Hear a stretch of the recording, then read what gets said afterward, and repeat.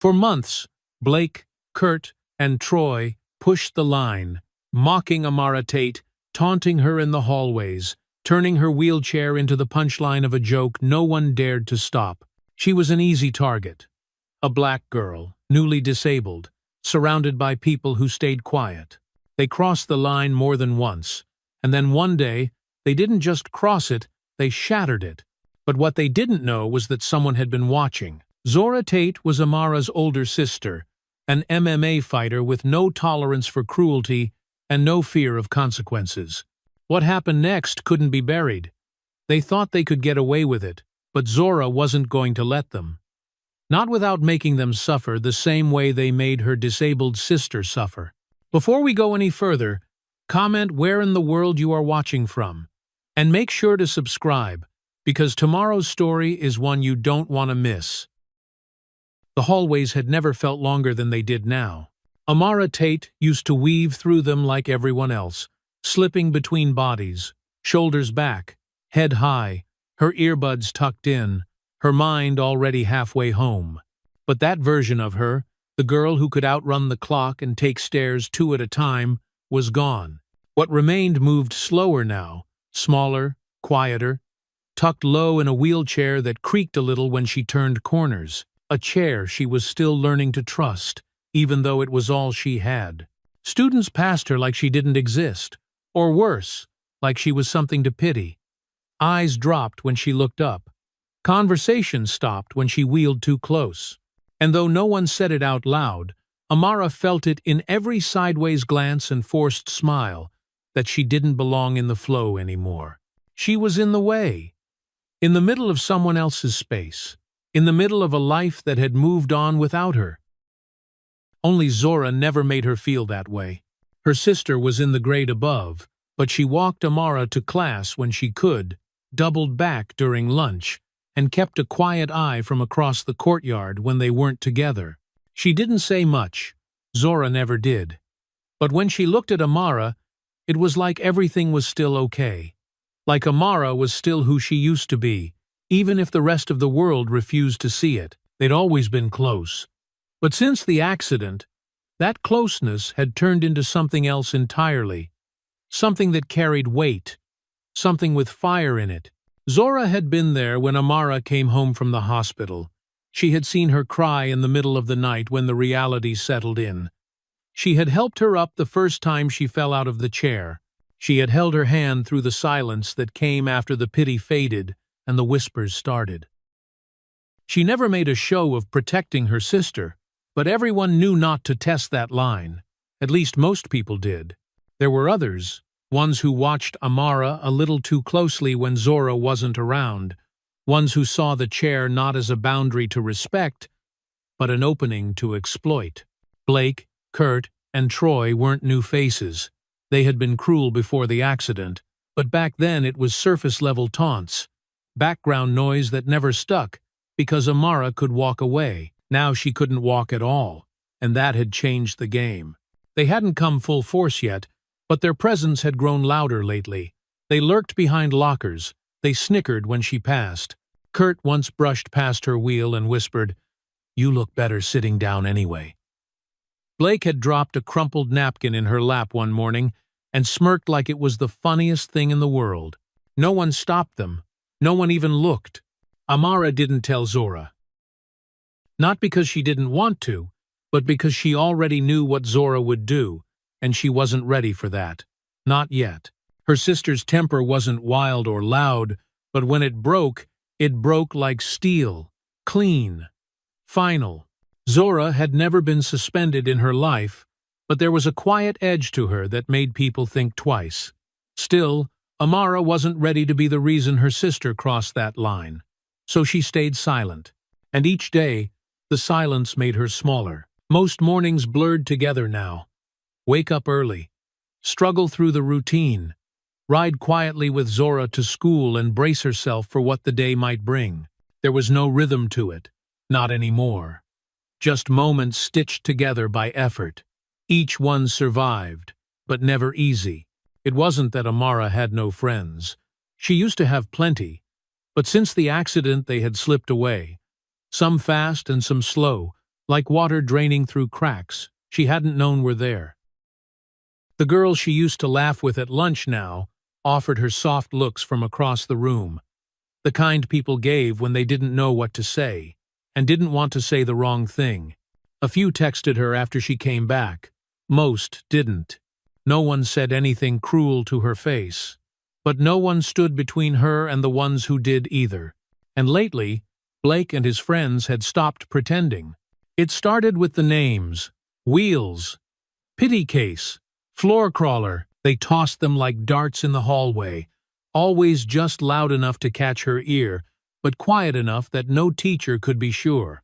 They'd brush too close behind her chair, slap the backrest like it was a joke, or bump the foot pedals with their shoes so the whole frame jolted forward. One time, Troy pretended to trip and sent her backpack skidding across the floor, then made a big show of laughing when she had to ask someone else to pick it up. No one helped. No one even asked if she was okay. She'd learned not to cry at school, at least not where they could see her. But the shame settled into her chest like a stone. Zora could sense something was off, even though Amara said nothing. Her older sister's eyes would linger longer at the cafeteria door, scanning for any sign of tension. She watched who stood near Amara's locker. She noticed how her sister held her arms tighter around herself, and how her answers came shorter, with less and less of the warmth she used to have. But Zora didn't push. Not yet. She gave Amara space, assuming she'd speak when she was ready. Then came the assembly. It was one of those mandatory events where the entire school squeezed into the gym. Rows of folding chairs lined up across the polished hardwood, the smell of sweat and dust clinging to the air no matter how clean the place looked. Amara didn't mind assemblies. They gave her a chance to blend in, to sit quietly without being noticed. But this one had a different tone. It was Patriot Day, a proud annual display where veterans spoke, flags were waved, and the student body stood hand on heart while the national anthem echoed through the speakers. Zora had found her a seat near the front before leaving to join her own grade section. Amara sat in silence, her chair locked, hands resting on her lap. She watched the microphone hum with static as a vice principal introduced the guest speaker, then nodded along as the gym quieted, and the first notes of the anthem began. People stood around her like a tide rising. She stayed seated. It wasn't that she meant anything by it. She couldn't stand. But in that moment, all that mattered was how obvious it looked. Her head dipped, eyes staring down at her shoes as she tried to disappear into the seat. But it was too late. She'd already been seen. Blake's voice cut through the silence like a scratch on glass.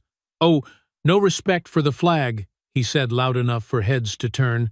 "Come on, you could at least try to stand up." Laughter snuck in around the anthem's final notes. A few boys near the back chuckled. A teacher frowned but did nothing.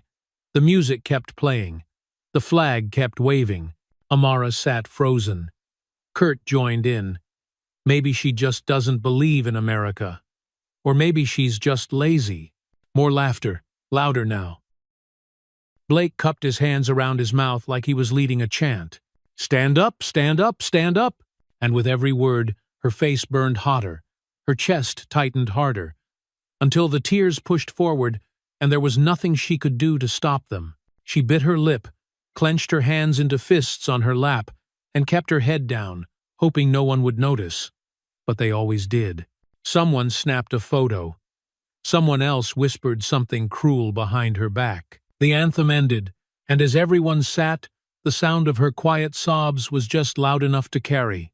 She didn't remember much of what the speaker said after that. She didn't look up. She didn't move. She just waited for the assembly to end, for the chairs to scrape back, for Zora to return. And when she did, Zora took one look at Amara's red eyes and trembling shoulders, and didn't ask what happened. She just knelt beside the wheelchair and held her hand the entire walk back to class. But her jaw was clenched the whole way, and behind her eyes, something sharp had started to take shape. Zora didn't let go of Amara's hand the rest of the day, not even when she dropped her off at her last class.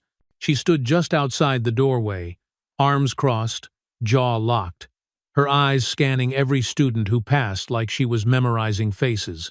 When the final bell rang, she wheeled her sister to the car herself, skipping practice and brushing off texts with one-word replies. The silence between them on the ride home wasn't heavy, it was loaded. Amara stared out the window, her fingers curled around the strap of her backpack, watching the houses blur into a quiet stretch of road. The sun was already low, throwing long shadows across the dash. Zora hadn't turned the radio on. She didn't ask how the rest of the day went. She just drove, one hand on the wheel, the other tapping slowly against her thigh. When they pulled into the driveway, Zora didn't go inside. She popped the trunk, grabbed the ramp from the back, and unfolded it carefully. Amara waited until it was in place before rolling herself down. Not saying a word, she tried to head toward the front steps, but Zora stepped in front of her. "Who was it?"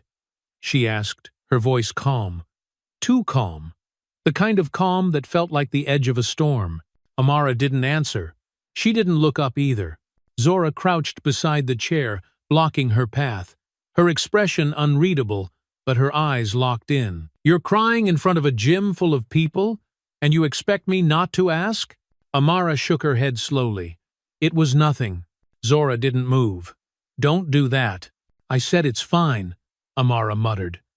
But the words didn't carry any strength behind them. Zora leaned in closer. "You think I didn't see your face after that assembly? You think I didn't hear them laughing?" Amara flinched. "It doesn't matter."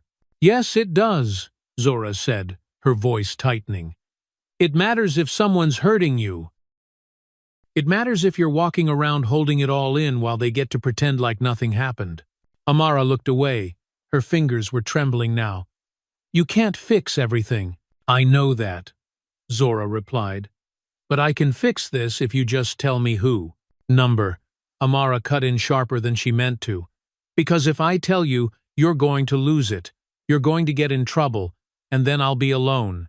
The words came out fast, and once they did, she hated how small they made her sound. But it was true.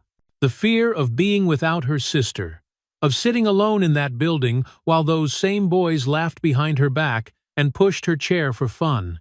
It was heavier than anything else she carried. Zora had always been the shield. Without her, there was no protection. There was just her, and the silence, and the chair. Zora didn't answer right away. She stood slowly, jaw tight, arms folding across her chest as she looked down at her sister. The frustration on her face wasn't aimed at Amara. It was directed somewhere else entirely, somewhere far away, but coming closer every day. "I'm not going anywhere," she said quietly, not as a promise, but as a statement carved from stone. "But you can't keep this to yourself. It's not safe." Amara nodded, but it wasn't agreement. It was just a way to end the conversation. Zora stepped aside and let her through. She watched as Amara struggled with the front door, the ramp just a little too steep, the wheels slipping once before she caught herself.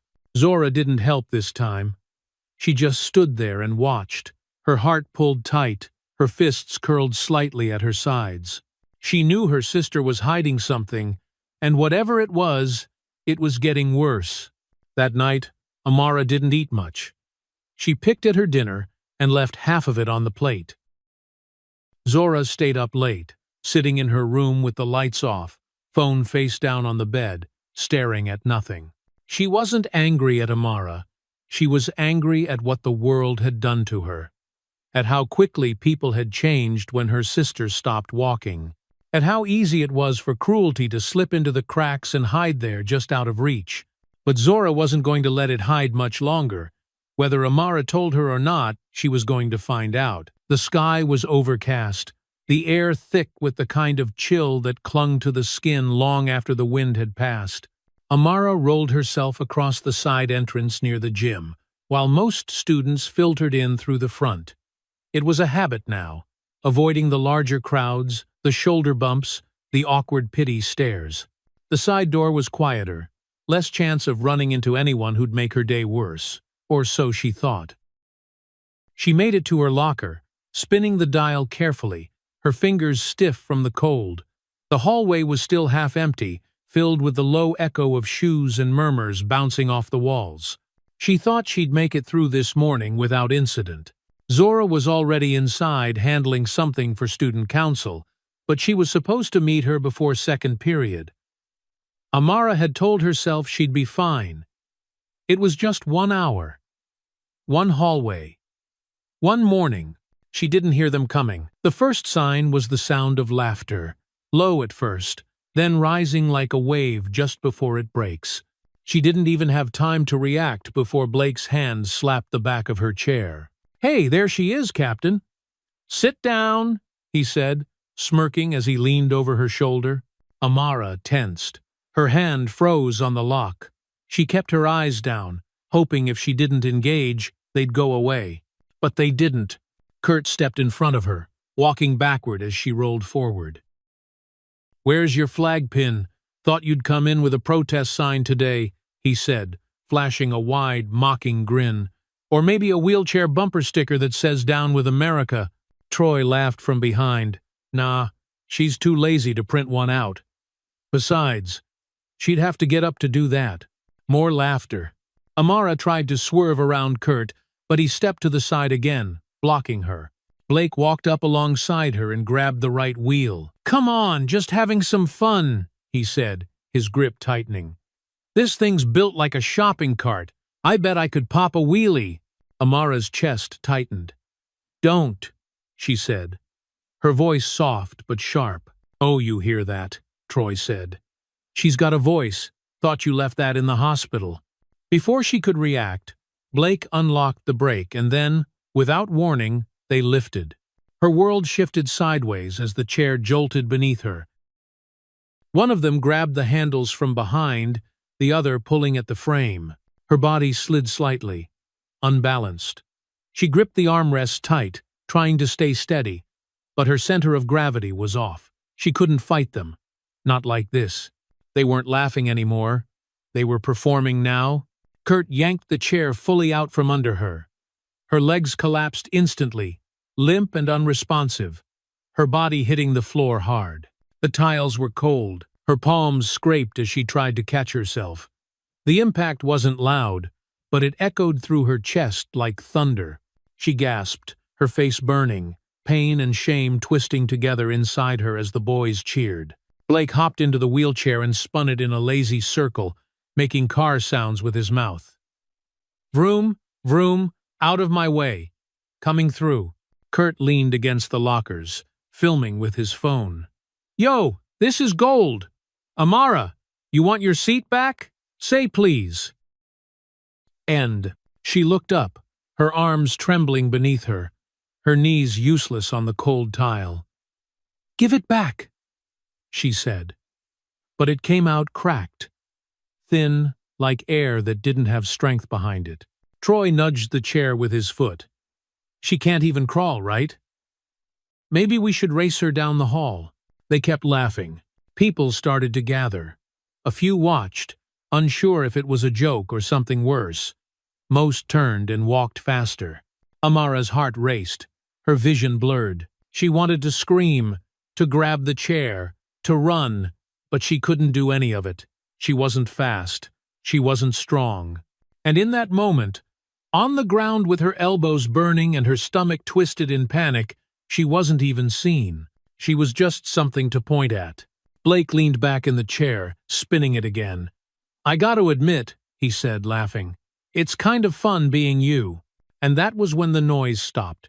Not because they were done, but because someone else had arrived.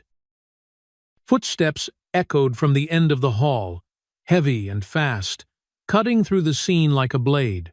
The students who had stopped to watch began backing away, their laughter dying quickly. The chair squeaked to a stop as Blake turned toward the sound. And there she was, Zora. She wasn't running. She didn't need to. She walked down the hall like gravity didn't apply to her, eyes locked on Amara, then shifting to the chair, then finally to the three boys frozen in place. Her face said nothing, but her eyes said everything. And for the first time that morning, Amara breathed. Zora didn't break stride as she approached. Her steps echoed through the corridor like a warning, each one heavier than the last. The laughter had already died, but the silence it left behind was louder, sharper, filled with a tension that wrapped itself around every student watching from the corners of the hallway. She moved past them like they weren't even there. Her focus locked dead ahead. Amara was on the floor, her arms shaking as she tried to lift herself, and her chair, was spinning in lazy circles beneath Blake, who was leaning back like he was still king of something. Kurt stood with his phone raised halfway, no longer recording, but still gripping it like he didn't know what else to do with his hands. Troy leaned on a locker, his smirk just beginning to crack. Zora didn't look confused. She didn't look panicked. She looked calm. Too calm. Blake chuckled nervously when she reached them, trying to climb out of the chair with a weak grin. "Hey, relax. It's just a joke. We were just messing around." Zora didn't blink. "Get out of her chair." Blake hesitated, his voice trying to sound casual, but his bravado was already thinning. "She was fine." "All right. We didn't hurt her or anything.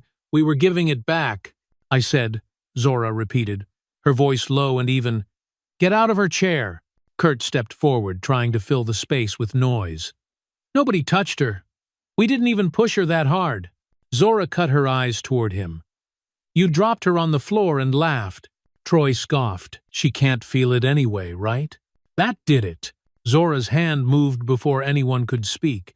She grabbed Blake by the front of his jacket and yanked him out of the wheelchair so fast his legs tangled beneath him. He stumbled, and before he could find his footing, she slammed him backwards against the lockers with a metallic crash that turned heads down the entire hall. He gasped, but she didn't let go. She drove her knee into his stomach once, hard, and as he doubled over, coughing, she dropped him to the ground. Kurt lunged at her, but she turned on instinct, catching his wrist mid-swing and twisting it behind his back so sharply he screamed. "You touch her again," she hissed, "and I'll break something you do feel." He thrashed, trying to swing with his free hand, but she ducked the wild punch and swept his legs out from under him. He hit the floor hard, his head snapping against the tile with a dull thud. He groaned, clutching his shoulder, but she was already turning. Troy charged at her from the side, yelling, trying to grab her in a full tackle. Zora barely stepped back in time. His momentum sent them both stumbling. They crashed into a row of lockers, the sound booming like thunder. She twisted, trying to break free, but he had a grip on her hoodie now, dragging her sideways. "You think you're tough?" he barked. "You think you can come in here?" And she drove her elbow into his ribs once, then again. When his arms loosened, she spun, grabbing the front of his shirt and throwing him across the hallway. He hit the ground hard, rolling once before, slamming into the base of a trophy case. Glass cracked. A cheerleader's photo inside the frame rattled loose. By now, students had backed far away, but no one had left. No teachers had arrived. Phones were out again. Not to stop the fight, but to capture every second of it. It wasn't just a fight anymore. It was something else entirely, something that had been building for days, weeks, maybe even longer. Zora's chest rose and fell fast, her fist still clenched as she took in the scene. Kurt wheezing on the floor, clutching his wrist. Troy groaning by the broken glass. Blake crawling toward a backpack, spitting curses under his breath. "You're going to regret this," he snarled.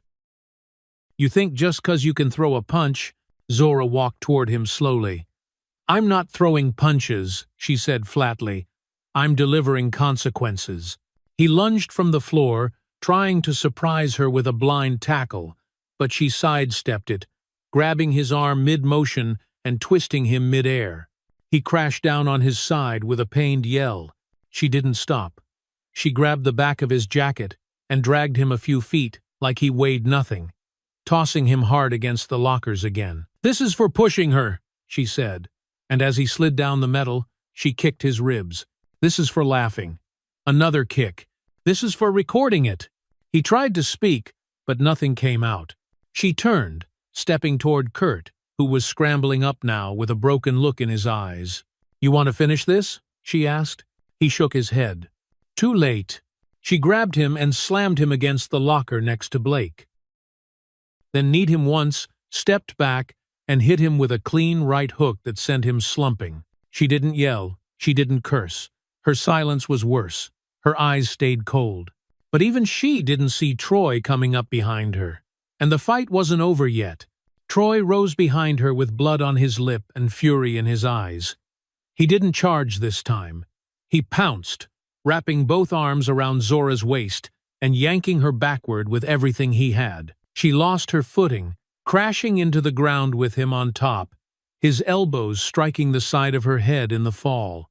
For a second, everything jarred sideways. Noise, color, movement blurring around her. He tried to pin her arms down, growling through clenched teeth, spitting out curses like they were spitfire. "You think you're some kind of hero?" he snapped. "You're just another thug." Just another. Zora twisted under him, forcing her knee between them, gritting through the pressure until she found her angle. She shoved upward, grunting with the effort, then rolled, reversing their position with raw force. Her elbow came down into his jaw once, hard, then again, snapping his head to the side. She grabbed his shirt and slammed the back of his head into the floor. Once, then, twice. The impact echoed, and for a moment everything else seemed to stop. Blood ran from his mouth now, dark and fast. And when she stood, he didn't follow. Kurt crawled toward a hallway exit, dragging himself across the tile with one arm, his face dazed, his breathing shallow. Blake tried to grab a metal broom from the janitor's bucket someone had left near the lockers, but his hands were shaking too badly. He swung it once blindly, and the end of the handle clipped Zora's shoulder. She didn't flinch. She turned, and Blake froze, still crouched, holding the broom like it would save him. Zora stepped forward and slapped it from his hands so fast it clattered to the floor before he even blinked. She grabbed him by the collar and lifted him halfway off the ground. "You humiliated my sister," she said, her voice low and sharp. "You dragged her out of her chair. You laughed. You recorded it. You let her lie on the floor while you played with the only thing that gives her freedom. You think I'm crazy?" He nodded fast, wide-eyed, tears brimming now. "You're right." She punched him. Not wild, not unhinged. Just one clean hit to the face that snapped his head back and left him limp in her grip. She let go, and he dropped to the floor like a dropped coat. By now the hallway looked like something out of a riot. Lockers dented, backpacks scattered, blood smeared on the floor.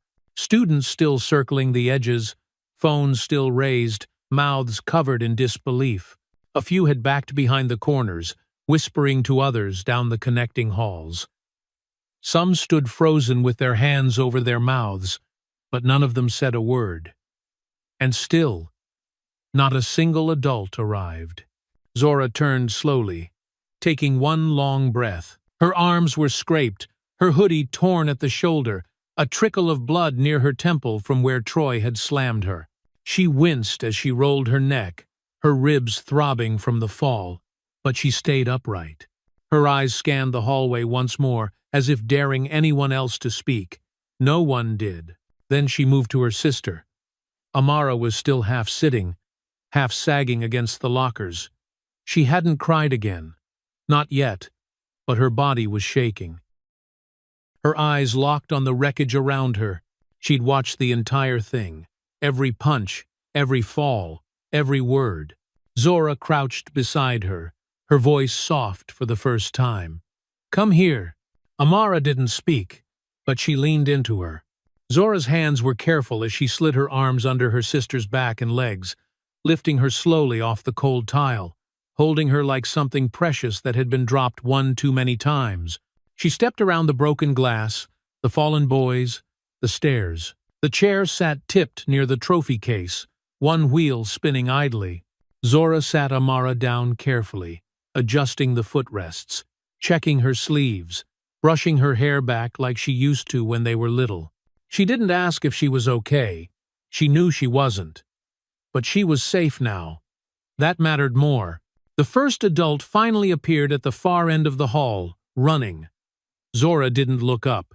She placed one hand on the back of the chair and started pushing. Her knuckles were bruised, her clothes torn, her breath still coming fast. But her grip on that chair, steady and unshakable. Zora didn't say anything as she pushed her sister down the hallway. The wreckage of the fight stretched behind them, bodies groaning, lockers dented, blood drying on the tile. But she didn't look back. She didn't check to see who was watching, or filming, or whispering behind their hands. All that mattered was the weight in the chair and the silence that clung to it. Amara hadn't spoken since the last punch landed. Her hands were clenched in her lap, knuckles white, eyes unfocused, shoulders trembling in a way that told Zora the adrenaline was still fading, that her sister was holding back something she couldn't keep buried for long. Zora slowed near the end of the hall and leaned over her slightly, crouching beside her again, even though every bruise and muscle screamed not to. She placed a hand gently on Amara's wrist. "Hey," she whispered. "It's over. I'm here." And that was when the wall cracked. Amara's shoulders heaved once, a sharp breath breaking out of her chest as the dam gave way.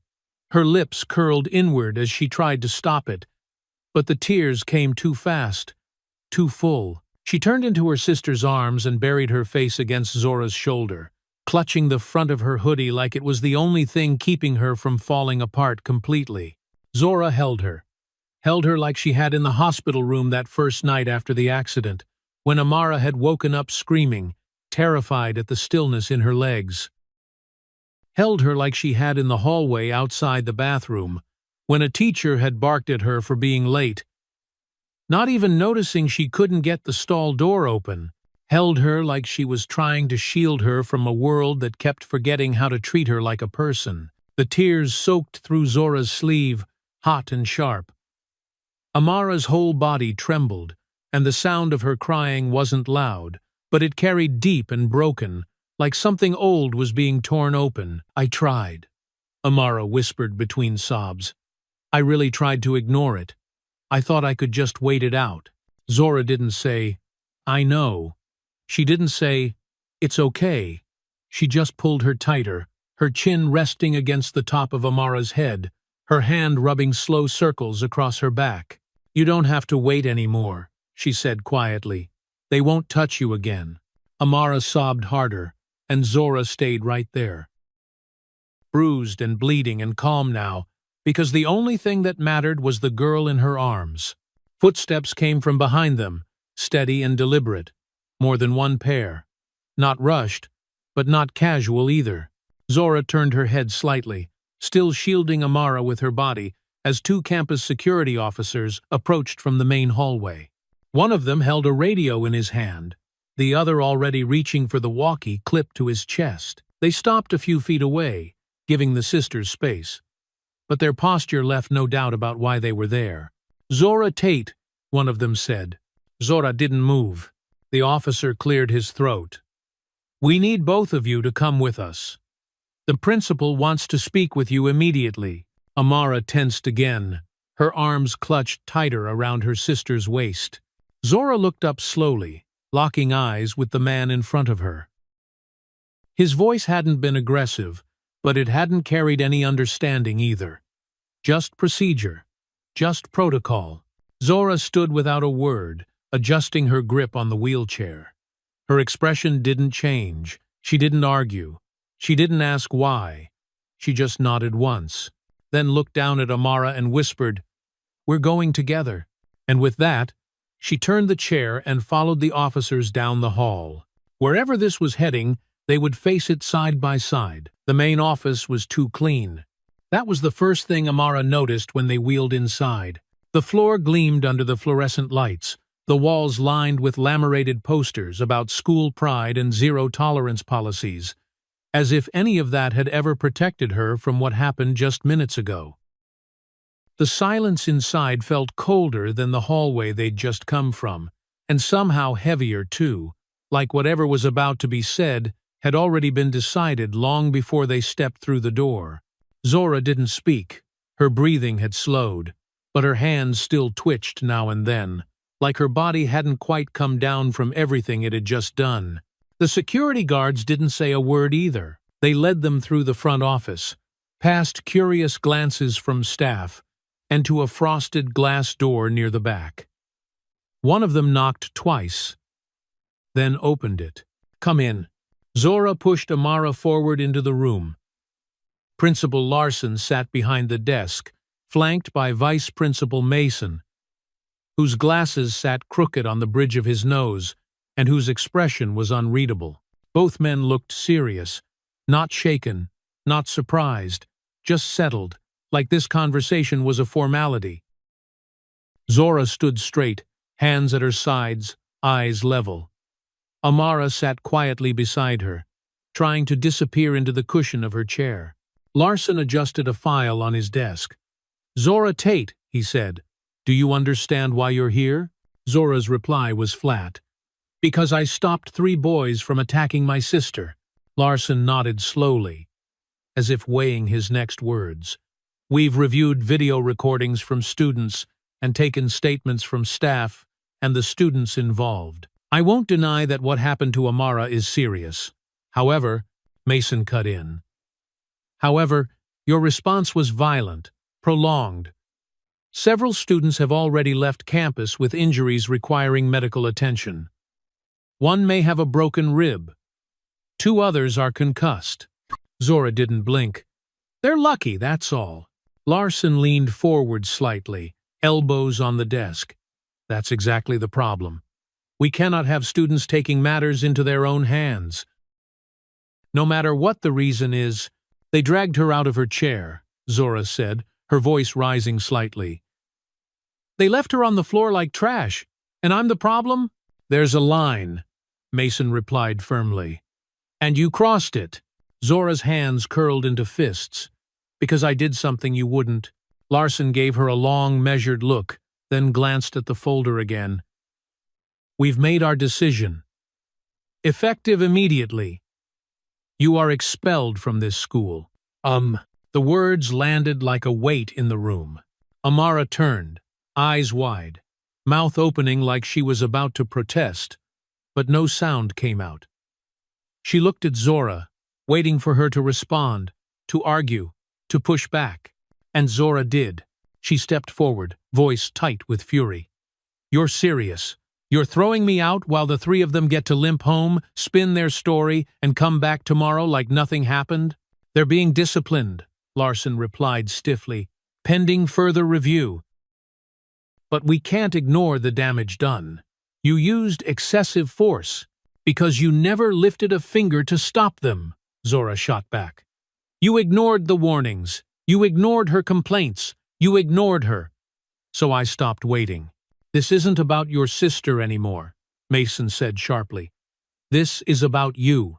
Zora gave a bitter laugh, stepping back, shaking her head. "This has always been about her. You just don't want to admit how fast you looked the other way." Larson stood. "You'll leave the school grounds immediately. Your parents have been notified. Security will escort you out." Amara's voice finally cracked through the tension. "No, wait." Zora turned to her. For a moment, the anger dropped from her face, replaced by something else, something hollow. "I'll be fine," she said softly, crouching again to meet her sister's eyes. "But you need to keep your head up now." Amara's chest was tight, her breath catching. "I don't want you to go." "Oh, I know," Zora whispered, her voice breaking just slightly. "But they're scared of strength. That's why they're doing this. You just make sure they stay scared of yours." One of the security guards stepped inside the room. "Time to go." Zora stood up slowly. She looked once more at the 2 men behind the desk, both of whom had turned their attention back to their papers, as if what had just happened didn't need further discussion. Then she walked out, and with every step she took, Amara felt the fear sink deeper, because the one person who had always been there, who had always stood between her and the worst the world could offer, was gone now. And the school hadn't changed. Only the hallway had. The house was quiet when they got home. Too quiet.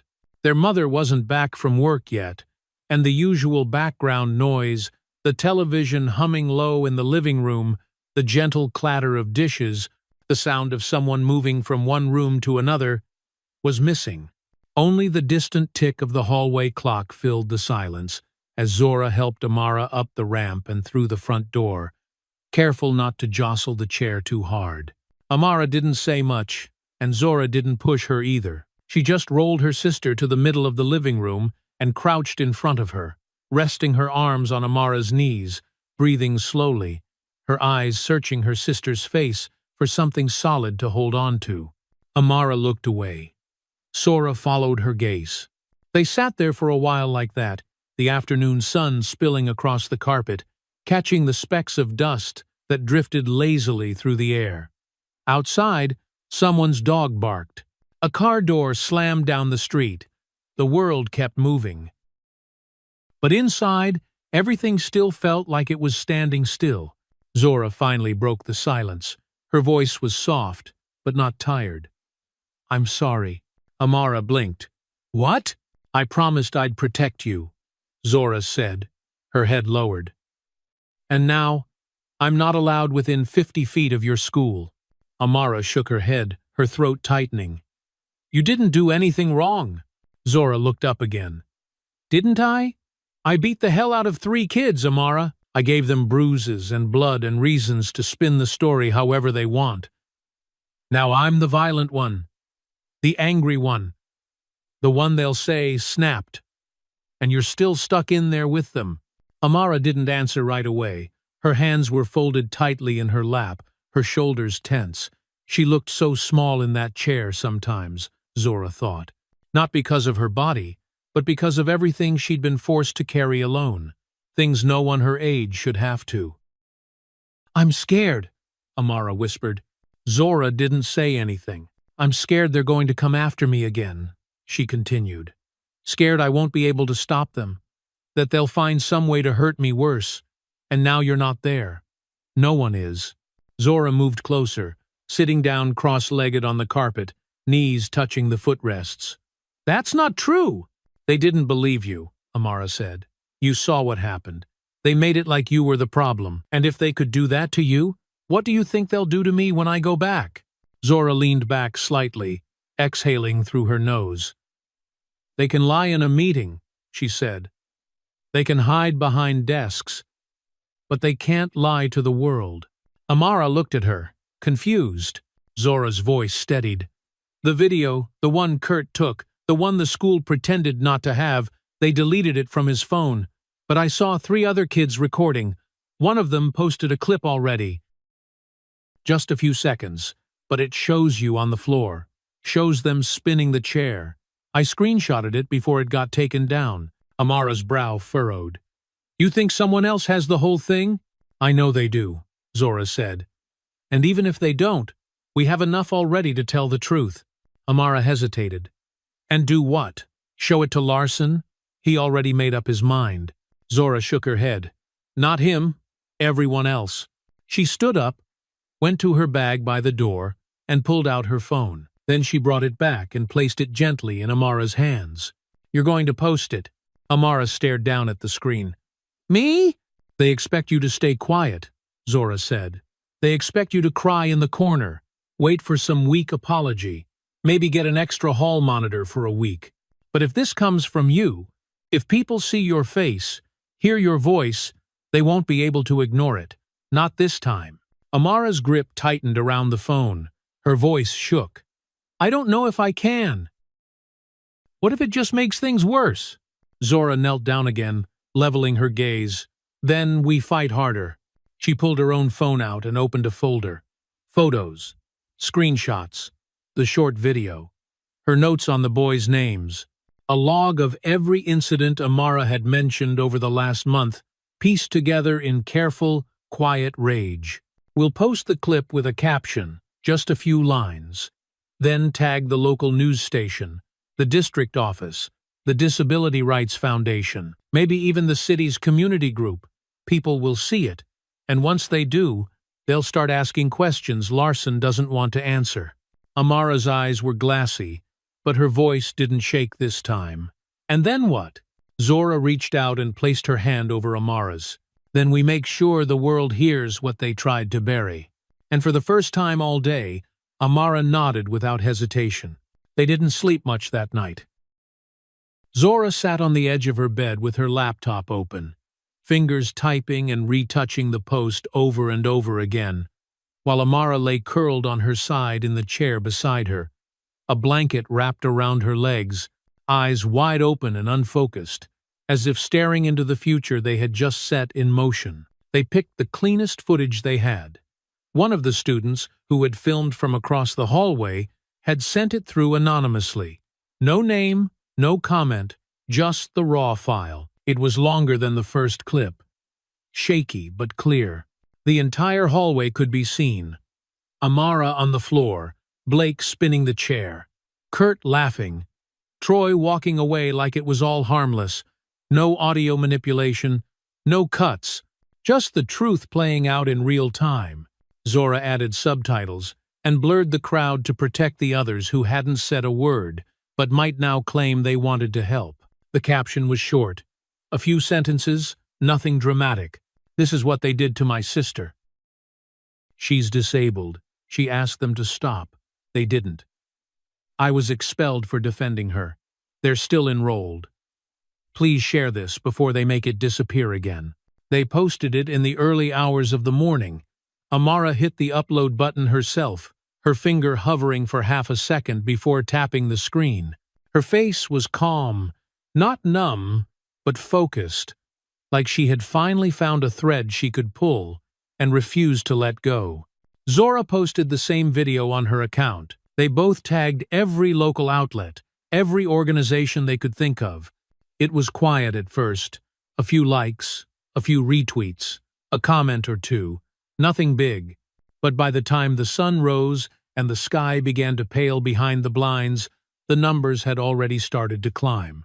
A video share from a student with a large following brought the first wave.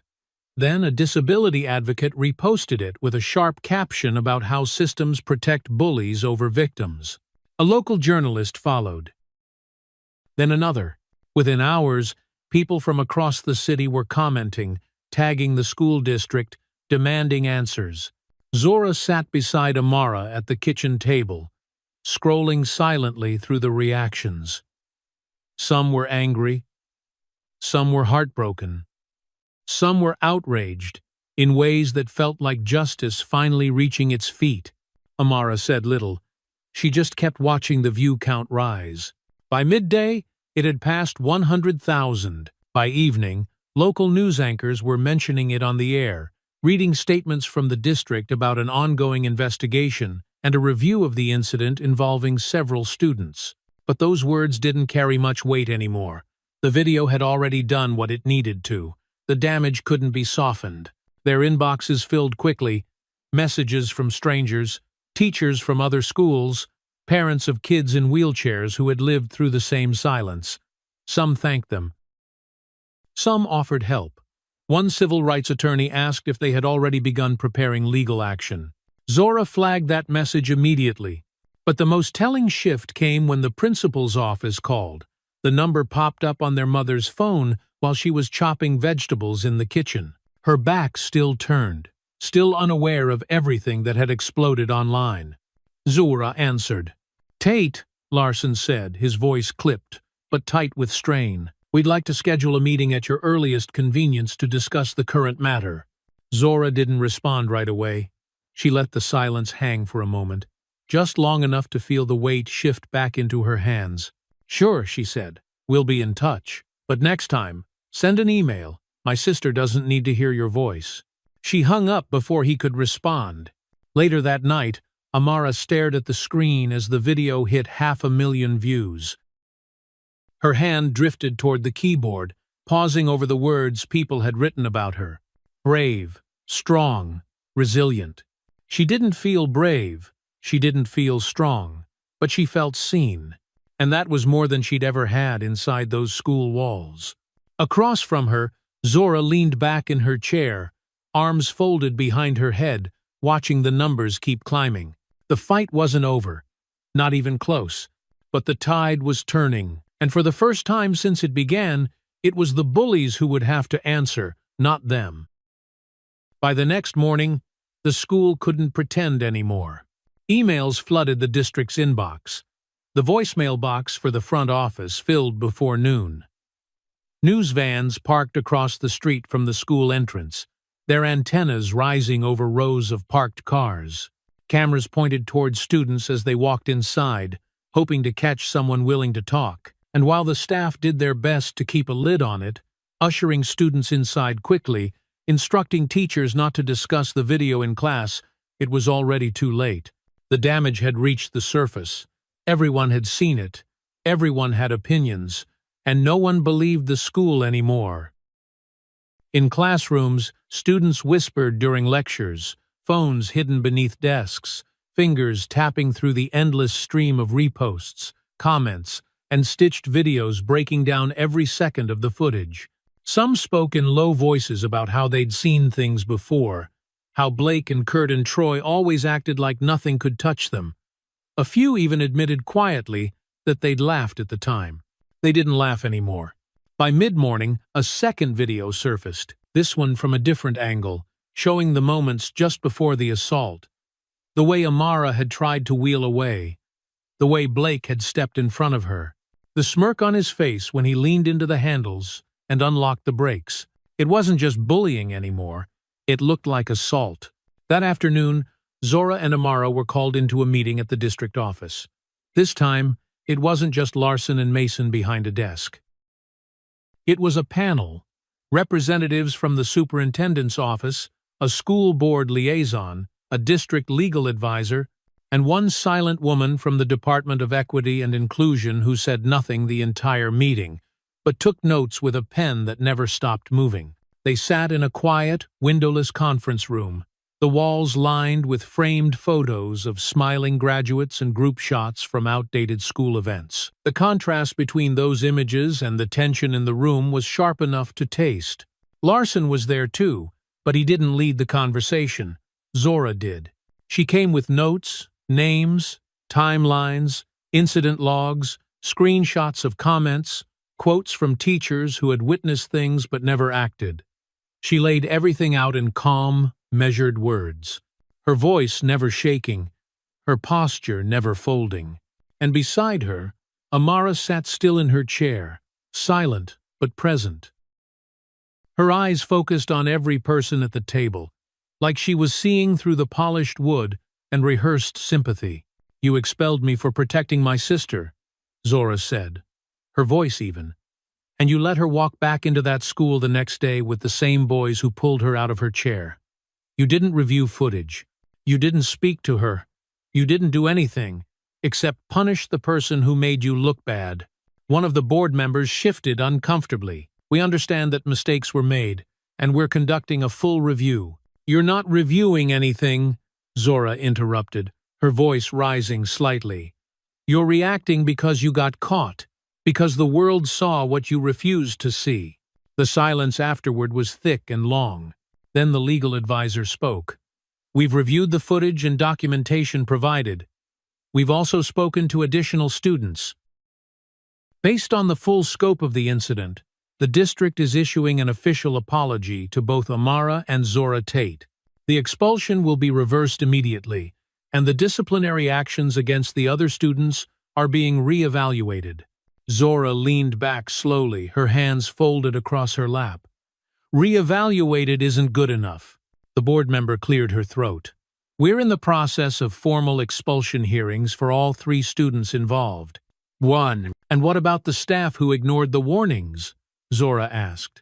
"We've opened an internal review," the legal advisor said, "and we are revisiting our training programs for disability awareness and intervention." It wasn't everything. Not yet. But it was the first time anyone in that room had acknowledged what happened in full. Amara didn't speak during the meeting.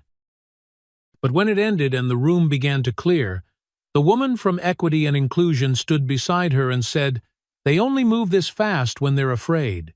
And for the first time since it started, Amara smiled.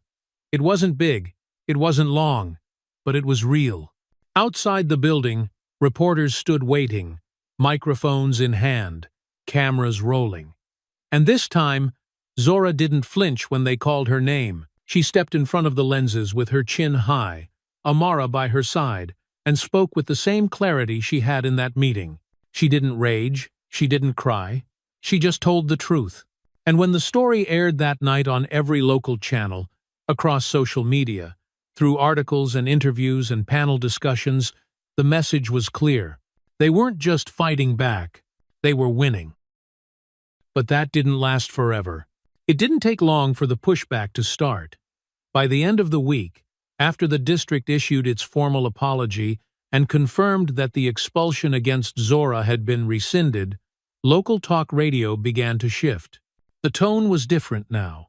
Not all outrage and sympathy, but something quieter, more calculating.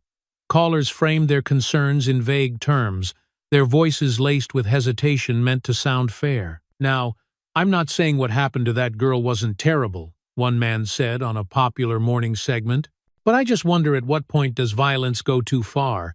I mean, that other girl sent 3 boys to the hospital. A mother chimed in later that day, her voice tight, controlled, the kind of tone used when someone rehearses every word before stepping in front of a microphone. My son Kurt has never been a bully. He was caught in a moment. That girl had training. She's a fighter. Why isn't anyone asking if what she did was excessive? Others followed.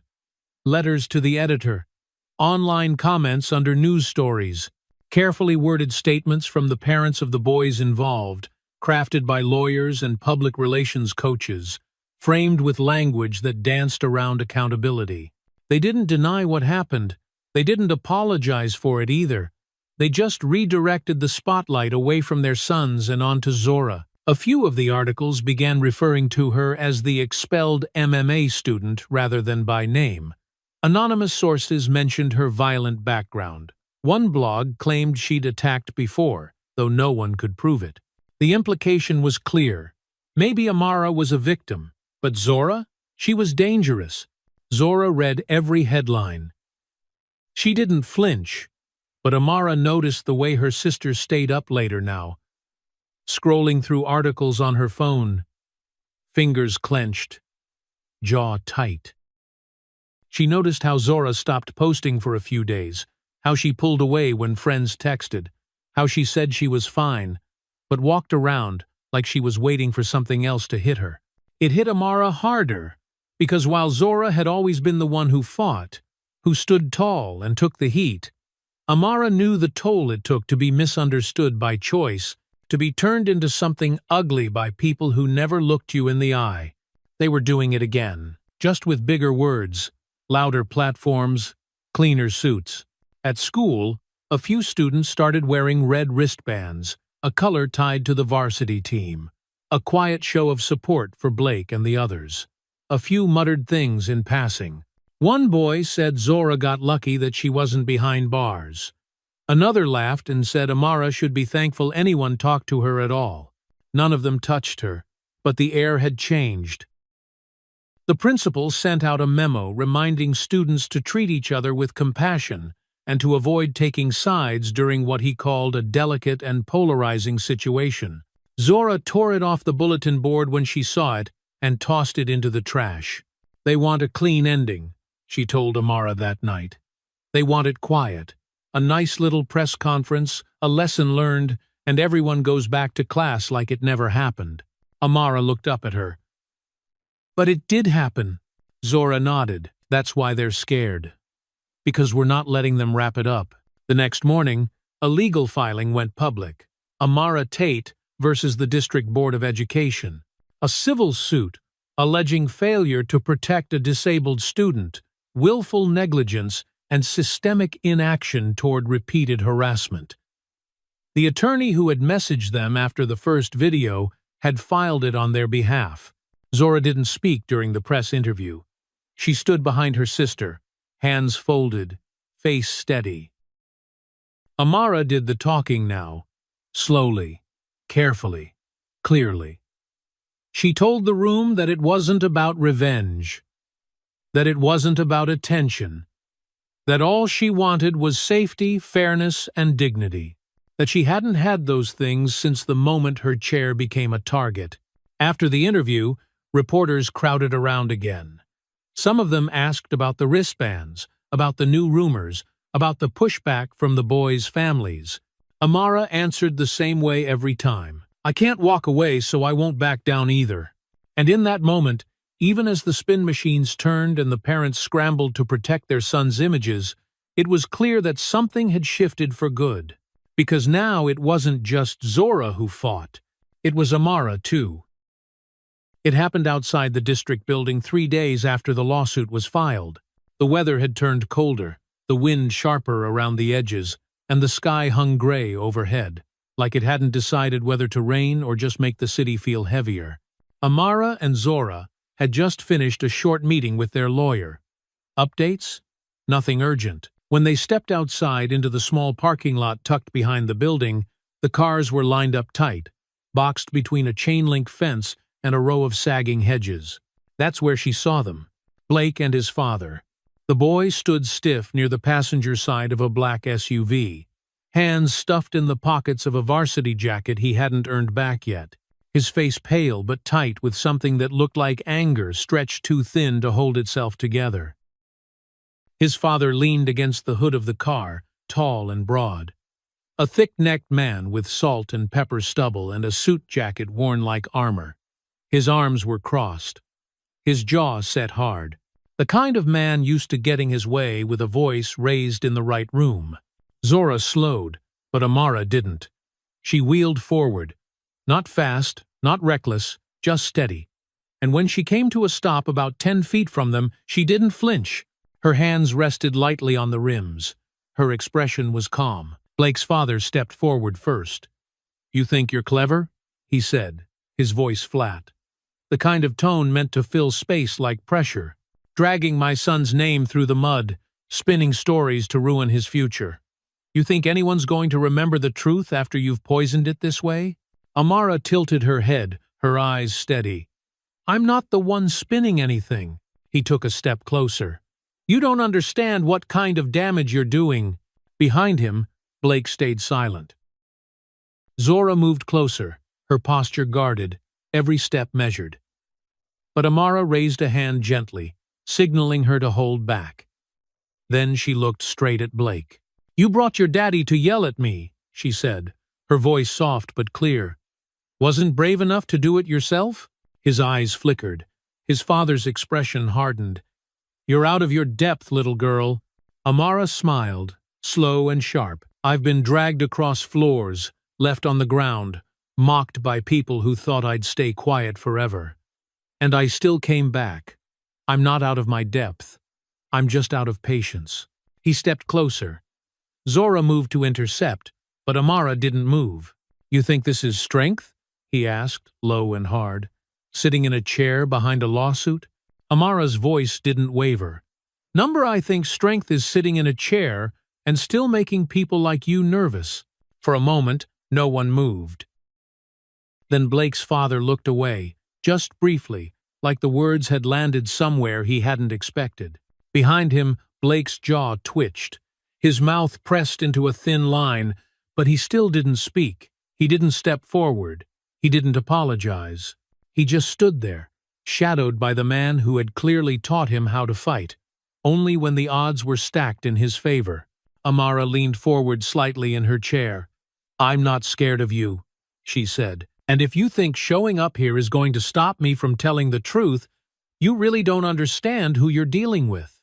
The man stared for a moment longer, then glanced over at Zora.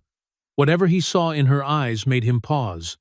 He stepped back without another word, nodded to his son, and turned toward the car. Blake followed. He glanced back once, just for a second, but Amara had already turned away. By the time the SUV pulled out of the lot and disappeared around the corner, the wind had picked up, tugging at the edges of her coat and rustling the dry leaves that skittered across the asphalt. Zora stood beside her in silence. "You okay?" she asked finally. Amara nodded, eyes forward. "I'm just tired of people thinking they can scare me." Zora gave a quiet laugh under her breath. "They're scared," she said. "That's why they showed up." Has whoa, and neither of them said it out loud, but they both felt it deep and certain, like a wire pulled tight between them. This wasn't the end. But it was no longer a fight for survival. It was a fight they were starting to control. By the following week, things stopped being manageable. The school's strategy of silence, of controlled statements, deflective language, and shallow gestures no longer worked. Every time they tried to issue a neutral press release, it was torn apart in the comment sections, dissected by local news panels, mocked on social media. Every delay looked like guilt. Every carefully worded sentence that failed to name the boys directly was seen for what it was: cowardice wrapped in bureaucracy. But it wasn't just the video anymore. A new recording surfaced, this one older. Grainy audio from a classroom, posted anonymously, but it was unmistakably Blake's voice, laughing, calling Amara dead weight under his breath, while another boy whispered something too low to hear, followed by stifled laughter. A teacher had clearly been in the room, but said nothing. You could hear the dry erase marker squeaking on the board in the background while it all happened. The clip spread faster than the first because now it wasn't just the cruelty, it was the cover-up. People started speaking out. A former student posted a long thread about how she'd been harassed her senior year, and the school had investigated but told her not to ruin anyone's future. Another mentioned Kurt getting caught with a bottle of liquor in his gym bag and walking out of detention 2 days later with no mark on his record. A boy shared that Troy had broken his glasses in the locker room during freshman year, and the coach told him not to report it unless he wanted to stir the pot. It was all coming loose, and the boys' families knew it. The lawyer representing the Tates received an unexpected call, an offer for early settlement with no admission of wrongdoing, but a promise to discuss financial compensation and systemic reform. The number they floated was large, enough to tempt silence. Enough to make everything disappear, at least publicly.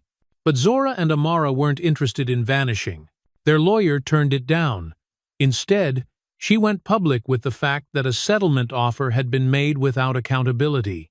That same evening, a televised debate aired between two legal analysts, one of whom read a portion of the offer aloud on air. The backlash was swift. Parents from the school began calling for administrative resignations. A petition demanding the firing of Vice Principal Mason reached 25,000 signatures in a single weekend. Disability rights organizations began planning a rally in front of the school district building. Reporters now waited daily outside campus. And in the middle of it all, Amara stayed steady. She went to class every day. She spoke when asked. She gave a short interview for a national podcast. She answered a question at a town hall. She didn't yell. She didn't cry. She didn't retreat. She just kept showing up. Zora, reinstated but choosing not to return to the school, kept working behind the scenes, organizing interviews, sending statements, coordinating with advocacy groups who were now treating Amara as a figurehead in a growing movement far beyond their city. For every headline the boys' families tried to control, Zora made sure a louder, truer one replaced it. One evening, Amara sat at the table scrolling through her phone when she saw a new post. A boy from school, one of the quiet ones who had never said a word during all the bullying, had posted a short video of himself staring into the camera. "I should have helped her," he said. "I saw what they did. I didn't do anything. But now I'm going to." He shared the link to the petition. He tagged the district. He named Blake. Amara didn't know how to feel at first. But when she looked across the table and saw Zora watching her, the corner of her sister's mouth lifting into something small and proud, she realized something simple but powerful. They were being heard. Not because they begged for attention, not because they played nice, but because they didn't stop. And now the truth had a momentum of its own. It was no longer just about what had been done. It was about what came next. The change came slowly, then all at once. It started with the hearing notices, letters sent to the families of Blake, Kurt, and Troy, informing them that formal expulsion procedures had begun. The school board had voted unanimously to move forward after reviewing the compiled evidence, witness statements, and public outcry. The district made the announcement in a short press release just before the weekend to soften the impact. But the news didn't soften anything. Reporters got the story before the school could control it. Within hours, headlines flooded local and regional outlets. School moves to expel students involved in disability abuse incident. Photos of the boys from last year's sports banquet began circulating online. In some, they looked smug, arms around each other's shoulders, trophies in hand. In others, they looked younger, almost harmless. But the captions under the images told a different story now. The comment sections weren't kind, and while their parents still tried to spin it, interviewing through lawyers, issuing statements about due process and forgiveness, the community had turned. Coaches distanced themselves. Alumni stopped defending them. Even some of the teachers who had been silent started quietly voicing support for what the Tates had done, as if the winds had shifted just enough to make truth feel safe to stand beside. For the first time since the fight, Amara felt like she could breathe inside those school walls. The tension didn't vanish completely. There were still stares in the hallway, whispers that trailed behind her, classmates who avoided eye contact or spoke too carefully, like the truth might still be radioactive. But the fear had changed shape.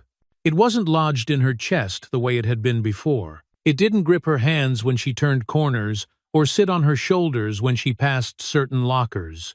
It had moved. To them, Blake stopped coming to school 2 days before his hearing. No explanation. No one said it out loud, but everyone knew. Kurt and Troy followed soon after. Their lockers were emptied one morning before the first bell. Someone said their parents had requested early withdrawals. Someone else said they'd been told not to show up. The principal released another statement, short, cautious. We remain committed to a safe learning environment for all students.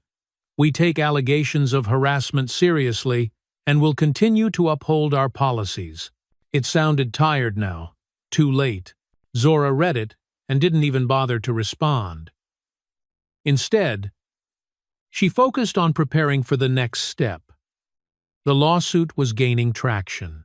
National organizations had started calling. Disability rights leaders wanted to meet Amara. Civil rights groups were amplifying the story.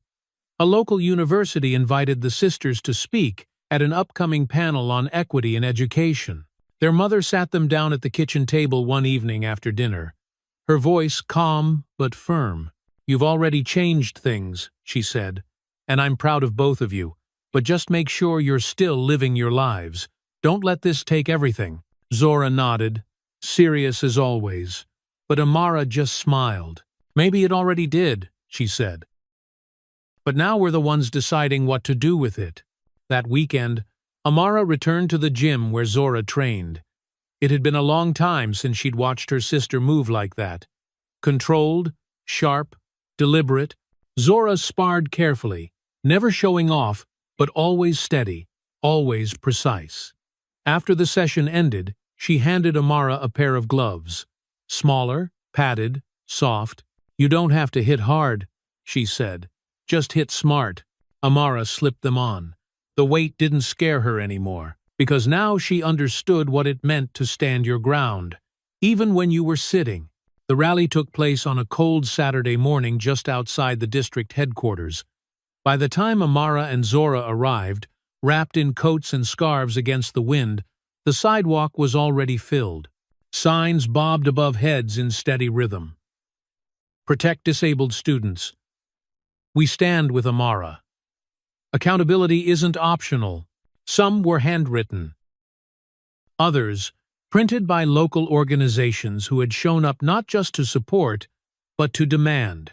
Parents and students, activists and teachers, legal advocates and neighbors, all gathered in a quiet but powerful show of force, their presence speaking what their voices soon would. At the edge of the gathering, a makeshift podium had been set up near the front steps of the building. Behind it, A banner stretched across the stone wall. No more silence. No more excuses. Zora stepped up first, her voice calm and measured, cutting through the cold without needing to shout. She spoke about schools as institutions of trust, how they could no longer expect students to endure harm in silence while adults turned away. She spoke about systems that only moved when forced, and the strength it took to be the one doing the pushing. Then she stepped back, and Amara wheeled forward. She didn't look at the crowd first. She took a slow breath, her hands resting on the podium, steady and sure. Then she raised her eyes and spoke, not loud, not theatrical, just clear, like she was no longer asking permission to be heard. "I didn't file a lawsuit because I wanted revenge," she said. "I filed it because I didn't want this to happen to the next girl in the chair, or the next boy, or anyone who gets laughed at and ignored until they finally break."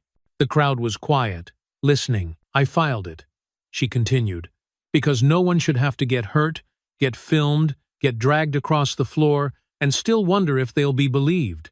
No one should have to lose their sister from school just to get someone to notice." Applause didn't explode. It rolled in like a rising tide, steady and strong, carrying warmth in its sound. She paused only briefly before finishing. "And I'm not going anywhere until the people who failed me are the ones who have to answer for it." That night, her words were quoted on the evening news, and the lawsuit became national. Within days, media coverage spread far beyond the city.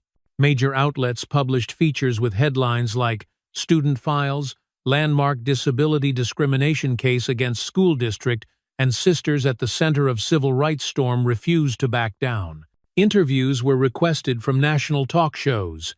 A segment aired on a late-night special. The legal filing itself, Tate v. District Board of Education, was circulated in advocacy networks, used as an example of how accountability could no longer be buried under red tape and silence. The district's lawyers tried to get ahead of the damage. They reached out again with a revised settlement offer, but this time it wasn't buried in disclaimers. It included a formal acknowledgement of wrongdoing, a detailed action plan to reform staff training, and a substantial financial offer that would fund both Amara's continued care and a new disability equity program that would bear her name. This time, the Tates listened. Their attorney went through the offer carefully. Zora asked every question she could think of. Amara said nothing for most of the meeting, just sat quietly, watching her name printed across the paperwork, the shape of her story now etched into official documents. "I'll agree," she finally said, "if they sign it in public." The attorney smiled, and the district did. The final agreement was signed in a public session, not behind closed doors. Cameras were allowed. Journalists attended. The superintendent read a statement, acknowledging the district's failure to protect Amara Tate from sustained harassment and abuse, recognizing Zora Tate for stepping in when adults had failed and committing to long-term systemic reform. It wasn't just a win, it was a shift. And afterward, Amara didn't celebrate. She didn't cry. She just sat with her sister on the front steps of the building, the crowd thinning behind them, reporters drifting away, the sky softening to a pale gray as the day settled down. Zora handed her a bottled water and sat beside her in silence. "You did it," Zora said quietly. Amara shook her head just slightly. "We did it." And while neither of them said it out loud, both understood the same thing in that moment. The story wasn't about revenge anymore. It was about what came next. What they'd build with the space they'd carved out, and how many more would follow the path they'd forced open. The dust never settled completely, but it did begin to clear. The news cycle moved on after a while, shifting its spotlight to another city, another story. The cameras left the school parking lot. The reporters stopped calling as often, and the comment threads grew quieter. But for Amara, the silence wasn't the kind that erased what happened. It was the kind that made space for something new to take root. She still wheeled down the same hallways, past the same lockers, sat through the same classes, but the weight had changed. It no longer pressed against her shoulders or curled in her stomach like it used to. People still watched her sometimes, but the looks were different now. Curious, careful, even respectful in a way that didn't feel forced. A few students who had never spoken before now stopped her to ask questions about advocacy projects. Some asked about joining the mentorship group she was building with the help of a local nonprofit. One teacher asked if she'd be willing to help redesign parts of the school's disability access plan. They wanted to hear from her, not out of pity, but because they had started to understand she knew what they didn't. She hadn't expected to enjoy that feeling, but she did. She liked the planning, the clarity, the way ideas took shape on paper and turned into something real. She liked knowing that her voice could shift a conversation, change a policy, open a door. For the first time since the accident, she felt useful in a way that wasn't just about surviving the day. She wasn't clinging to the edge of things anymore. She was building something inside them, and she wasn't alone. Zora kept showing up, not at school, but everywhere else that mattered. She trained in the mornings and helped Amara in the afternoons. They met with community organizers. They drafted proposals. They planned summer workshops. It wasn't always easy, but it was theirs. Every meeting, every late-night email, every small win, they were stitching something back together, something stronger than what had been lost. One afternoon, as they sat at the kitchen table sorting through a stack of notes and program flyers, their mother stepped into the room holding her phone. She looked at Amara, then gently placed the phone down with the screen facing up. A headline stretched across it in bold black text: 3 former students disqualified from university admissions following expulsion review. Amara read it slowly. Beneath the title, the article explained how the colleges Blake, Kurt, and Troy had been accepted to had rescinded their offers after learning of the full extent of the harassment and the terms of their expulsion. Their athletic scholarships had been pulled. At least one of the boys had tried to appeal, citing unfair media influence, but the decision held. There were no photos in the article, no quotes from the boys or their families, just the facts laid out plain and final. Amara stared at the screen for a long time. Zora didn't say anything. She didn't need to.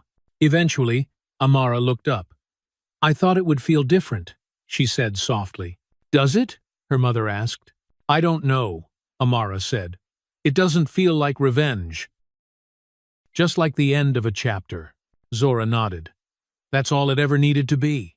They sat there a while longer, not celebrating, not gloating, just letting it settle. The weight of justice, when it finally landed, didn't come with fireworks or shouts. It came quiet, steady, heavy in the right places. Later that evening, Amara wheeled out to the back porch, with a blanket wrapped around her legs and a notebook in her lap. She scribbled notes for the next meeting, topics for discussion, speakers to invite, questions she wanted to ask. The porch light buzzed above her. The wind was cool but not bitter. For the first time in a long time, she didn't feel like she was chasing after a version of her life she had lost. She felt like she was finally living the one she had grown into, and it didn't scare her anymore. The winter passed, then spring arrived, and the air around the Tate household began to carry something lighter.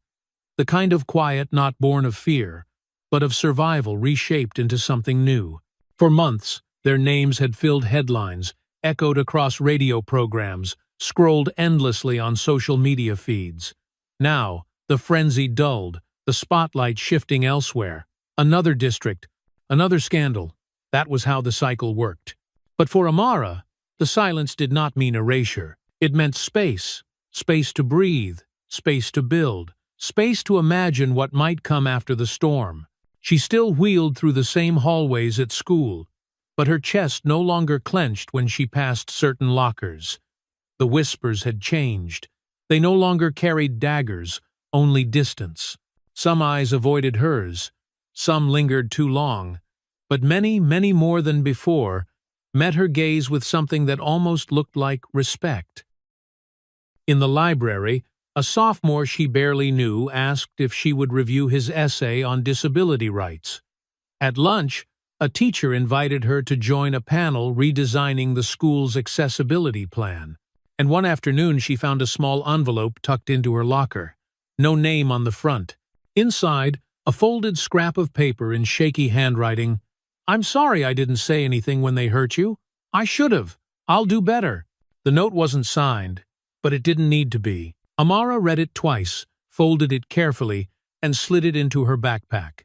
Not forgiveness, but acknowledgement. And that mattered. Zora wasn't at school anymore, but she was everywhere else. She trained in the mornings, sweat pouring off her like a language of defiance. In the afternoons, she worked with organizers, answered emails, drafted proposals. At night, she sat with Amara at the kitchen table, their notebooks spread wide, their plans laid out in careful ink. Workshops, mentorship programs, summer initiatives. Words that once sounded distant now looked tangible, alive on paper. They weren't just surviving anymore, they were shaping. One Saturday in April, they traveled together to the university downtown. A disability rights conference had invited Amara to speak. She nearly declined at first. Her chest still tightened at the idea of standing, or rather sitting, before a crowd of strangers with eyes too sharp, too hungry. But Zora nudged her forward, like she always had. "You've already done the hardest part," her sister said. "This is just the echo." The auditorium smelled faintly of coffee and old wood polish. Rows of faces stared back at her as she wheeled up the small ramp to the podium. Her palms were damp on the rims, but her voice, when it came, did not shake. "I used to think strength was something loud," she began, her words carrying across the hushed room. "Something that had to shout to be heard. But strength can also be quiet. It can sit in a chair. It can wait. It can endure. And then, when it's ready, it can change everything around it." The applause that followed wasn't thunderous, but it was steady, genuine. She felt it ripple through her chest, and for the first time in a long time, the weight she carried didn't feel so heavy. Afterward, students clustered around her, asking questions, offering thanks, scribbling down her email address. One boy, his hand shaking as he held out a notebook, asked if she could sign a page. "For my sister," he explained. "She's in a chair, too. I want her to know she's not alone." Amara's throat tightened, but she managed a smile. "She never was," she said softly. That night, back home, she sat on the porch with a blanket wrapped around her legs. Zora joined her, setting 2 mugs of cocoa on the table between them. The air was cool but not harsh, the stars sharp against the dark sky. "They'll move on," Zora said after a while. "The world always does. New stories, new outrage." "I know," Amara replied. She traced the edge of her notebook with her finger. "But even if they move on, we don't—" Zora tilted her head, studying her sister's face in the porch light. "You're different now," she said. "So are you." A small smile tugged at the corner of Zora's mouth. "Maybe. But you more than me. I used to think I had to fight for you because you couldn't. Now I know I was wrong." "Zo?" Amara didn't answer right away. She just looked up at the night sky, the stars steady, unblinking. Then she whispered, "We fought together." The silence that followed wasn't heavy. It was warm. Weeks later, the district's settlement money was transferred. Most of it earmarked for Amara's care and education. The rest for a new program named in her honor, the Tate Initiative for Disability Equity. Flyers went up around the city. Local nonprofits reached out. Teachers signed up for training. Parents of disabled children called, asking how they could help. It was just the beginning, but it was real. One afternoon in early June, Amara wheeled into the gym again. The air smelled of chalk and rubber mats. Zora was sparring in the corner, her movements sharp, deliberate. When she saw her sister, she grinned and tossed her a pair of padded gloves. "You ready?" Amara laughed softly. "Not really. Doesn't matter. Just hit smart." So she did. Her punches weren't strong, not yet, but each one landed with a quiet certainty. Each one carried something that wasn't there before. When she looked up, Zora was watching with pride, her arms crossed, her jaw relaxed in a way Amara hadn't seen in months. And in that moment, something settled. Not the dust of the past, that would never vanish completely, but the foundation of something new. Strength didn't mean the absence of scars. It meant carrying them forward, reshaping them into armor, into purpose. The next morning, Amara opened her inbox to find a message from a student in another state. The subject line read simply, "They're hurting me too." She clicked it open, her chest tightening, but she read every word. At the end, the student wrote, "I saw your video. I saw your speech. It made me feel like maybe I can tell someone. Maybe I can fight too." Amara sat back in her chair, staring at the screen. The world was bigger than her hallway now, bigger than her school. She wasn't just a girl in a chair anymore. She was a voice, a spark, a reminder that silence could be broken, that fear could be shifted, that truth could grow roots in even the most hostile soil. Later that night, as the porch light buzzed above, and the wind moved gently through the trees, Amara wrote in her notebook, "This isn't the end. This is the start." And for the first time, she believed it.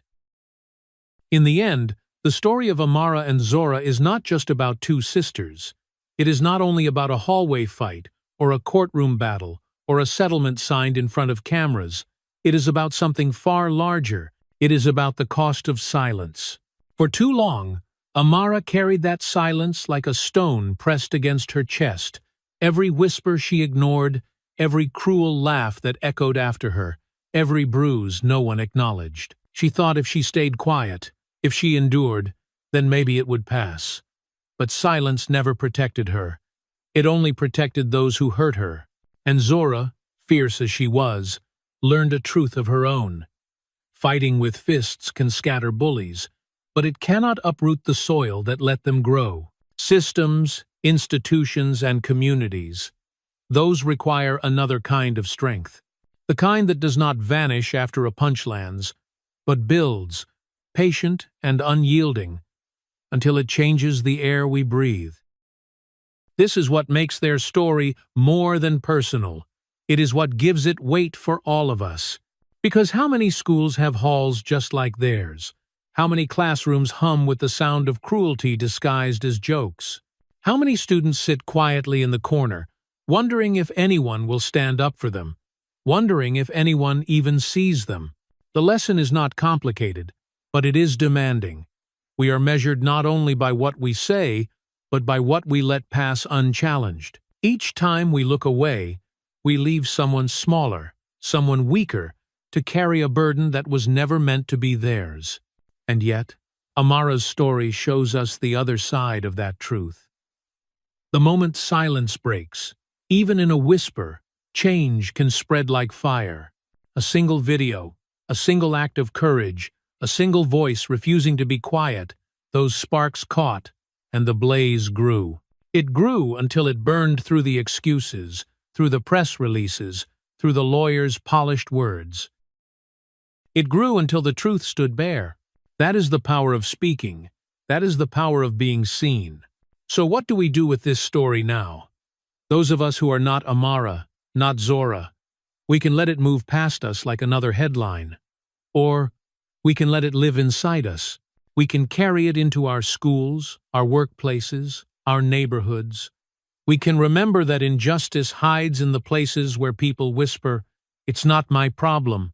It is our problem," every time we dismiss a voice, every time we excuse cruelty as kids being kids, every time we allow systems to delay until harm becomes unbearable, we become part of the silence that nearly swallowed Amara.